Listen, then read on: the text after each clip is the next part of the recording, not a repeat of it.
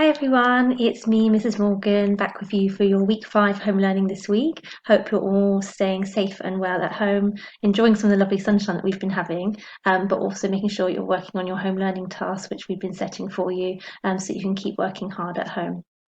I'm going to talk through with you for the longest amount of time, probably your English task today. So you've got lots of bits of explanation to go alongside that, as well as touch on the other activities for you, which we're setting for you to work through at your own pace.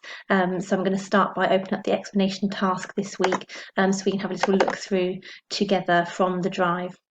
So all the usual things that you expect to find on there in terms of the activities that we're setting for you, to help you structure your day when you're at home. We've got the maths first of all saved in the maths folder, so we've got all the activities that you've got in there this week from the White Rose website. So please make sure you're following the videos. It's to do with measuring of angles this week, so I will show you those activities in the folder in a little bit. If you haven't got a protractor for measuring angles, please don't worry. The video does go through about how to do that, so you don't need to worry about that either. But there are additional activities included in the pack in the drive this week if you're unable to use a protractor at home. Okay, so there's everything that you could need for doing a maths task this week. As usual, there's the links there for you to follow through for the tasks. So please make sure you're looking at those to practice with your measuring of angle skills this week. Scrolling down, so you've got all your other usual English activities to follow, including the main task, which would be your writing task, and activities around the reading that you've been doing with your book by Louise Sachar. There's a Boy in the Girl's Bathroom, which I'll come back to a little bit later. The main task is going to be writing using the ideas of a play script, which I'll talk to you properly at the end of this video.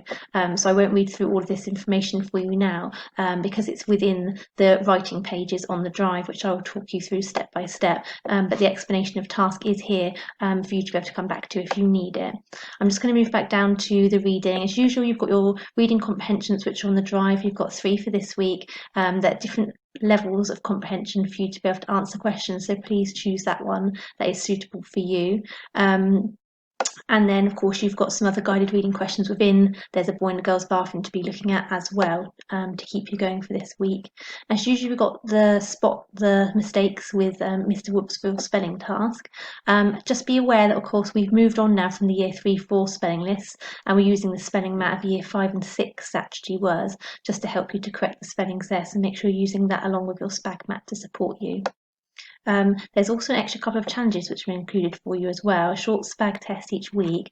I know the word test can often sound a little bit off-putting, but please don't let it. It's actually fantastic practice to get used to the sorts of language that you'll be looking at a lot more often when you're in year 6, to ready you for those special exams at the end of the year. So it's really important that you're aware of the sorts of language that's used and get into really good practice for that then. Your science task this week sounds rather exciting. So using learning from autumn turn, light and shadow, you might remember we learned about how light travels in straight lines and how shadows are caused, but we're going to apply these skills this week to create a shadow puppet show. So watch the BBC Bite Size video. This shows you how to make a shadow puppet show and create your own and have fun with it. So especially if you've got other siblings at home, you might be able to get them involved as well.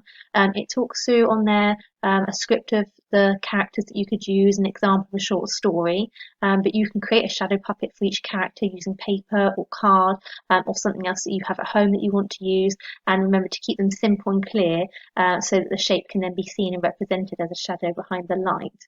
It'd be fantastic to see some of these being filmed, so please send them in. I expect some of them to be quite funny actually, and it'd probably be really good to be able to see some of the things that your friends put together. So give us all a bit of a laugh, and if you haven't yet had the opportunity to send in some of your shadow puppets stories or anything else you've done in the past, please do with this particular task. Okay, moving on to geography for this week. Last week we learned a little bit about mountains, but this week focuses on one particular type of mountain, which is actually a volcano. So I don't know if you realised that was a mountain or not, but it is. So the task's got 2 separate tasks in there, which I'll show you in a little bit. One's looking at learning the different stages of a volcano and the different parts. So you use what you've learned to then label the parts in the volcano. So that should be fairly straightforward. The second one, Mrs. Roberts has created you some statements for you to read and then decide if you think they're true or if you think they're false. Again, why don't you get someone else involved at home, and maybe you can test them after they've done some of the activity as well, and see how much they've learned. There's also a National History Museum video which we'd found. It's an example of probably the most breathtaking eruption of lava flow and the volcano exploding for you to have a little look at. And it's just a link for you to follow the video, which is on June the 30th. So the link goes live between 12 and 12:45 on that day. So do make sure you log in at that time to have a look, and you can join the researcher to find out a bit more about the challenges of exploring volcanoes on the field themselves. So I think lots of you will really enjoy that. Your art this week as well, you're continuing with your painting and drawing of things that you find in your gardens or outdoors, could be in the parks, could be in the woods, and you're going to be creating a sunset this week. So I'll show you that again on the drive in a moment. Your computing this week, you're going to be using code breaking tasks to develop your decomposition and logical reasoning perseverance skills. So there's a key for you to follow, and each number represents a letter for you to sort of decode a word and spell out a message, although some of the letters have been a bit jumbled up, so it might be a bit trickier than it first sounds. So you're going to have to use your fantastic skills to be able to apply that to that particular code breaking task. I'm just going to close this now to be able to go back into the drive to show you the other activities. Okay, so if I scroll back to the top of your folder, and this is for what we're calling week 15, as it were, but it's week 5 in terms of this term that you're working on. So what you can see here on the drive as usual, you've got your examples of your reading comprehension task here, these first 3, A Pirate's Life for Me. So please make sure you look through carefully. They're smaller sections of text, and then you've got questions to answer afterwards. So I'll just open up this first one to show you what I mean. Sorry, my laptop's really slow today. I don't know why. Hopefully yours is working a little bit more quickly than mine is. So you've got the task here at the top with the writing, and then you've got questions underneath that follow on. So do make sure you're referring back to the text that you've read to make sure you are grabbing the specific bits of text information to put back into your answer accurately. Okay, so same for the other ones that you've got there. Okay, you've got your shadow puppets here that you've got in your science folder, so you've got that for you to be able to be working on, as well as your art home learning here about creating a sunset. So I'm just going to open that one up as well. Again, it's being really slow. Okay, so your art home learning, creating a sunset. And if by magic, here it does appear, the Summer Sunset Art project that you've got for working on this week. Now, it says all here the things that you'll need. It does say to use paints, but if you don't have paints, please don't worry. Pens or pencils are absolutely fine. But it's literally step-by-step instructions of what to do for each stage. So you should be able to follow each step and be able to create your own beautiful sunset scene. I can't wait to see these. I know there are some absolutely fantastic artists in our year group, so please make sure you are enjoying this activity this week and sending your examples of work into the usual email address so we can have a look at all of the things and celebrate them on our celebration assembly. Okay, I mentioned to you also the shadow puppets task, which I'm just opening up now for you. If you scroll down right to the bottom, it's got the main instructions here for what you need to do step by step, and again the link to be able to send your work through to. Okay, so I look forward to seeing your shadow puppets. Something else to mention, which I should have done alongside the art actually, is there's an art competition which Mrs. Roberts has included in our drive this week. So do have a little look at that.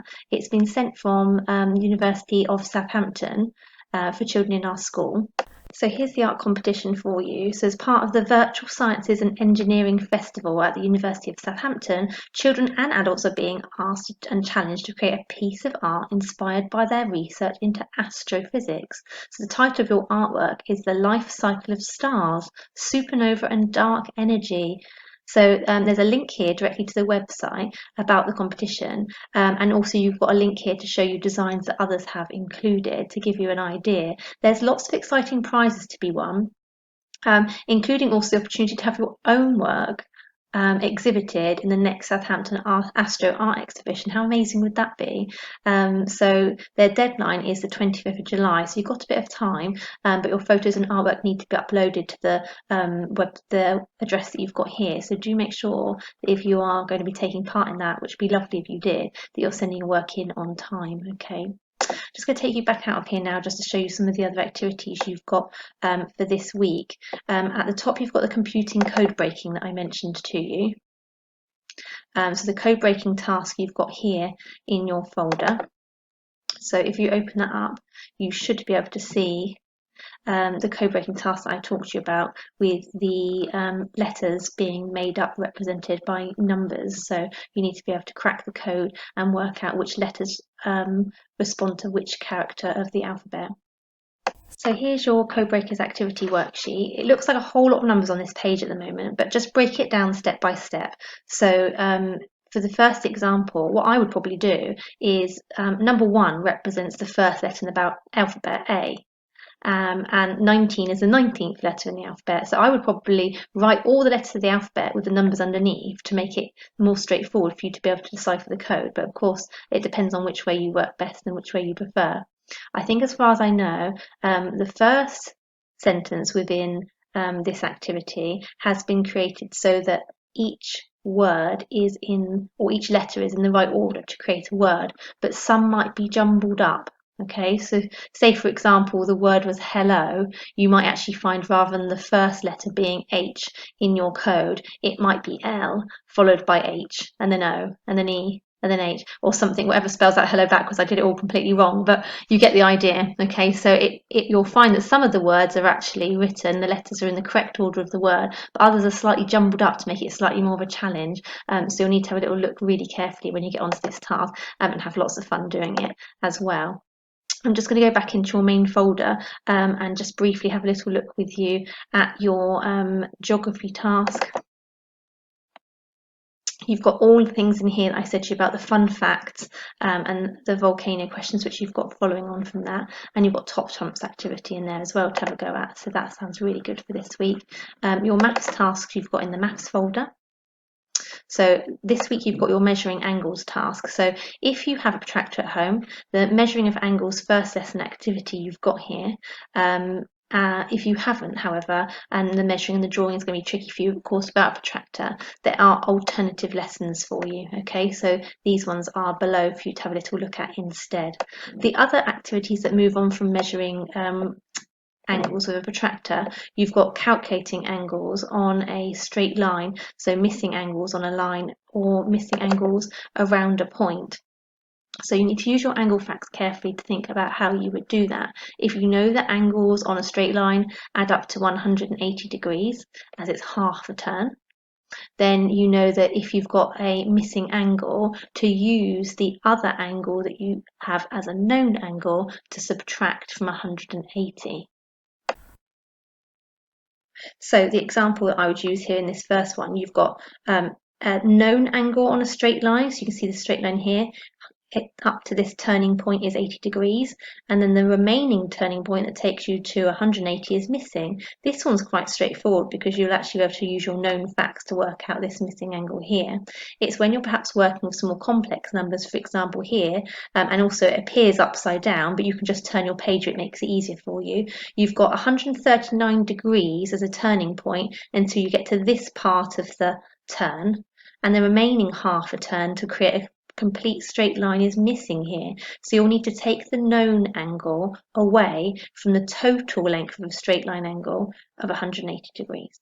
Okay, the same sorts of rules apply when you're looking later in the week at calculating angles around around a point, so missing angles around a point. So all the way around a full turn would be 360 degrees.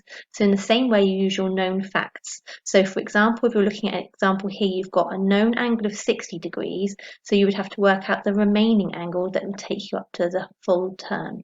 Okay, same, it might be trickier when you get to some more complex numbers. So if you've got 129, you would be subtracting that from 360 to find the remaining missing angle.